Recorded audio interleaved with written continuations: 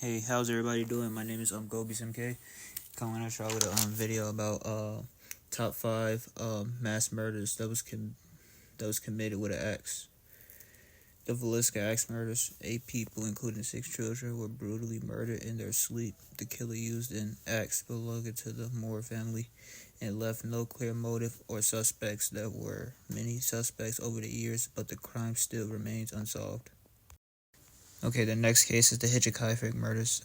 6 members of the Goober family were killed within Matlock on their isolated farm. Before the killings, there was strange footprints and noises were reported on the property. The killer stayed on the farm for many days after the murders, caring for the livestock. The case remains one of Germany's most perplexing cold cases. Now we on number 3. Is the Axeman of New Orleans. A serial killer with the nickname the Axeman broke into homes and attacked residents with their own axes. The Axeman claimed in a letter to the press that he would spare anyone playing jazz music on a specific night, causing the city to start jazz parties. The killer has never been discovered. The 4th case is the Smutty Nose murders. 2 women, Andy and Catherine Christian, were murdered with an axe on Smutty Nose Island. A 3rd woman escaped and identified Louis Wagner, a local fisherman, as the killer. Wagner convicted and executed, but some people question his guilt, suggesting the true murderer was never caught. Now the last and final case I'm going to cover for tonight is the Cleveland torso murders. The torso murder had several victims that was decapitated with sharp tools, possibly including axes. Despite intense investigation, including the involvement of Elliot Ness, the murderer has never been identified.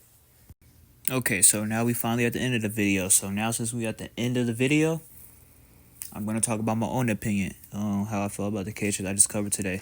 So, and the first one we're going to talk about is the Smutty Nose murders. Okay, so it's kind of crazy because the 3rd woman did end up escaping that case, right?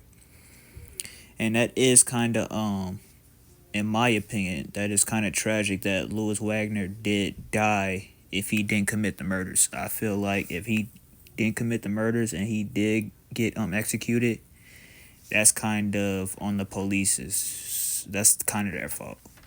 Now the next one is the Hitchhiker murders. Okay, so after this killer murdered the people that he murdered, he decided to stay in the house for several days taking care of the livestock. Like, dog, like, who does something like that? Who sits over there and murders people? You know how sick and twisted you gotta be to murder some people and then stay in that house and just take care of their livestock? Like, that's crazy to me. And then the last case, like, I want to cover because the other 2 cases, like, I wasn't that interested in the other 2 for real. I just wanted to make a top 5 list.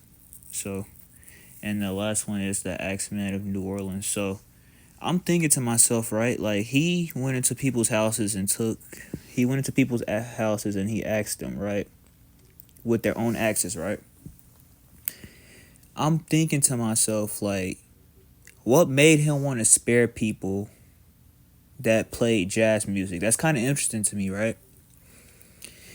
He spared people. He even sent a note to the police that I only spare people that play jazz music. So I'm thinking to myself, since this killer never been caught, me thinking, like, what made this killer so interested in jazz music? Like, was it like childhood trauma? Was it like just something that he liked? I'm really like curious on that. I won't like. Can somebody like in the comment section like tell me, like, do y'all feel like that's interesting? Like, that's like one of the most like interesting like murder cases that I ever like heard of a killer like sparing somebody because of music. I never heard of that before. So yeah, that's kind of interesting to me. So I'm gonna catch y'all tomorrow with another case. See y'all later. Peace.